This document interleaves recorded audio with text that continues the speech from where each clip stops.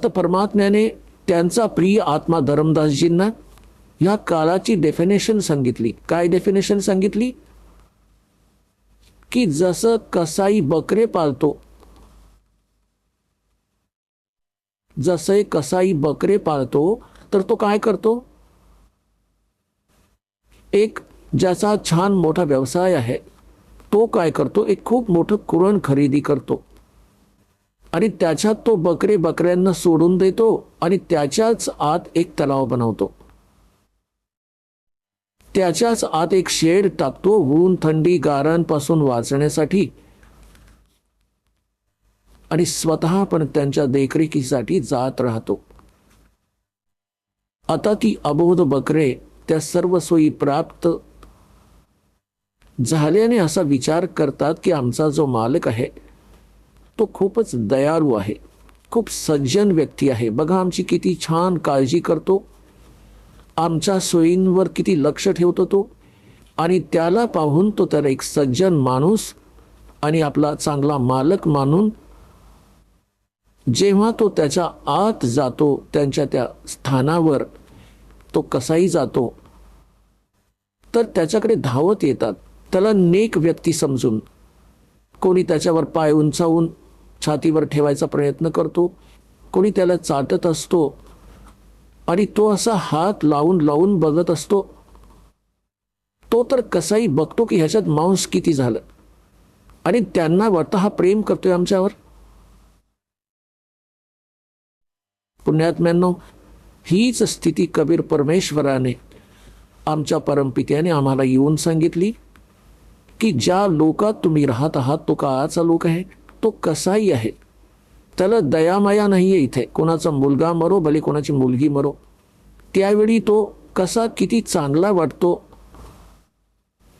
आणि जेव्हा त्याला कुठून ऑर्डर येते की 20 बकरे हवेत, मग तो हे नाही बघत कोणाची मुलगी मरेल कोणाचा मुलगा मरेल, एक काठी घेऊन काढून घेतो त्यांच्यातून मोठे मोठे निवडून, आणि बाकी राहिलेले रडत राहतात, पळत राहतात, ओरडत राहतात. त्यांना कळून चुकतं की हे गेले, आता खैर नाही त्यांची. आभास त्यांच्या आत्म्यात पण होतो. तर त्यावेळी त्यांची बुद्धी काम नाही करत की हा मालिक असा काढून घेऊन गेला कापण्यासाठी, हा कसला सज्जन माणूस आहे. अशाच प्रकारे परमात्म्याने आठवण करून दिली आपल्याला की तुम्ही ह्या काळाच्या जाळ्याला नाही समजू शकलात.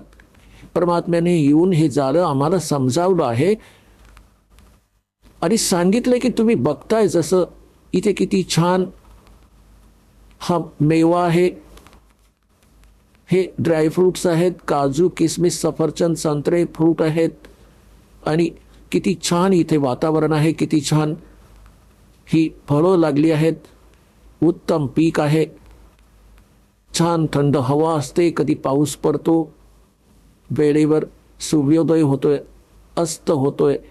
तर ह्या सोयी पाहून आपण विचार केला की हा तर फार दयाळू आहे भगवान, बघा आमच्यासाठी किती सोयी देऊन ठेवल्यात.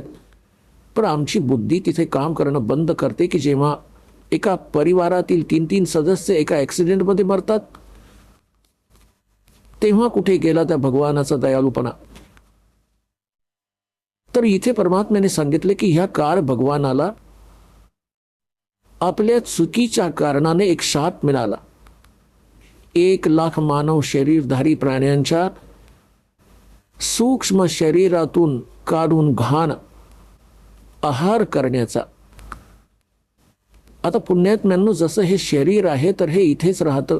जसं बदामावर एक कव्हर असतं, ते कव्हर खायचं नसतं, त्याच्या आत गर असतो. अशाच प्रकारे आपल्या या स्थूल शरीराच्या आत एक सूक्ष्म शरीर आहे, आणि या सूक्ष्म शरीराच्या आत जे पण आपण स्थूल शरीराने खातो, टेस्ट घेतो, आनंद घेतो, बकवास करतो, दारू चिलीम तंबाखू सेवन करतो, त्याचा काही अंश त्या सूक्ष्म शरीरात जाऊन सामावून जातो, आणि त्या सूक्ष्म शरीरात हा जीव मरत नाही आणि सूक्ष्म शरीर लवकर नष्ट होत नाही. ह्या स्थूल शरीराला इथे कव्हरला सोडून जातात, आतला तो गर घेऊन जाऊन एक तप्तशिला आहे. ह्या काळ भगवानाची 21व्या ब्रह्मांडात आणि ती आपोआप प्रज्वलित असते. तिच्यावर टाकले जातात. तिथे अशी सिस्टीम केलेली आहे की तिथे ते जीव तडफडतात आपोआप. त्यांना शक्य नसतं तिथून उठणं. असं पडल्या पडल्या जसं लह्या भासतो भरभुंजा, आपोआप चटकमटक होतात, पडतात, वर येतात, पडतात, वर येतात. आणि ज्याने जास्त तंबाखू सेवन केलेली आहे, जास्त व्यसन केलेलं आहे, जास्त मांस खाल्लेलं आहे, कोणती दारू पिलेली आहे, त्यांच्यामध्ये जास्त घाण असतं. त्यांना जास्त वेळ ठेवलं जातं पिण्यासाठी. आणि मग त्या एक लाखांमधून निघालेली घाण ऑटोमॅटिकली त्याच्या भांड्यात जाते आणि त्यानंतर त्या जीवांना तिथून उडवलं जातं. आता ते येऊन मग मधल्या शीतल क्षेत्रातून येऊन ते नॉर्मल सारखे होऊन धर्मराजाच्या दरबारात येऊन पडतात धडाधड. जसं बाजरी ज्वारी निघते हल्लरमधून, जी आपोआप पडते धडाधड जाऊन. तर तिथे जाऊन मग एक रान लावतात, लाईन लावा, आपल्या कर्मांचं अकाउंट करा. मग तिथे जाऊन ते अकाउंट वेगळंच राहिलं. तू इतकी पाप केलीस, इतकी पुण्य केलीस, पुण्यासाठी स्वर्गात चल, पापासाठी नरकात चल. मग 84 लाख योनींमध्ये हा फेरा जसाच्या तसा. आपण ऐकत होता जगद्गुरु तत्वदर्शी संत रामपालजी महाराज यांचे मंगल प्रवचन, ज्यांच्या शुभ आशीर्वादाने संपूर्ण विश्वामध्ये 500 पेक्षा जास्त नामदीक्षा केंद्र आहेत, जिथे निशुल्क नामदीक्षा दिली जाते.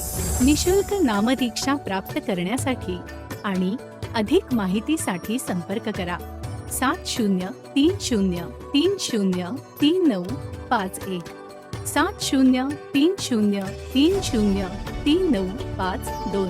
अद्वितीय आध्यात्मिक ज्ञान वाचण्यासाठी, पाहण्यासाठी आणि ऐकण्यासाठी संत रामपालजी महाराज ॲप अवश्य डाउनलोड करा किंवा आमची वेबसाईट www.jagadgururampalji.org वर विजिट करा. आम्हाला सोशल मीडियावर फॉलो करा. सर्व पवित्र धर्मांच्या पवित्र शास्त्रांवर आधारित प्रमाणित अनमोल पुस्तक ज्ञानगंगा किंवा जगण्याचा मार्ग यापैकी कोणतेही एक पुस्तक निशुल्क मागवण्यासाठी आपण आम्हाला आपले पूर्ण नाव, पूर्ण पत्ता, पिनकोड आणि फोन नंबर सह लिहून 7030303951 किंवा 7030303952 या नंबरवर SMS करू शकता किंवा 7030303950 या नंबरवर व्हॉट्सअप देखील करू शकता.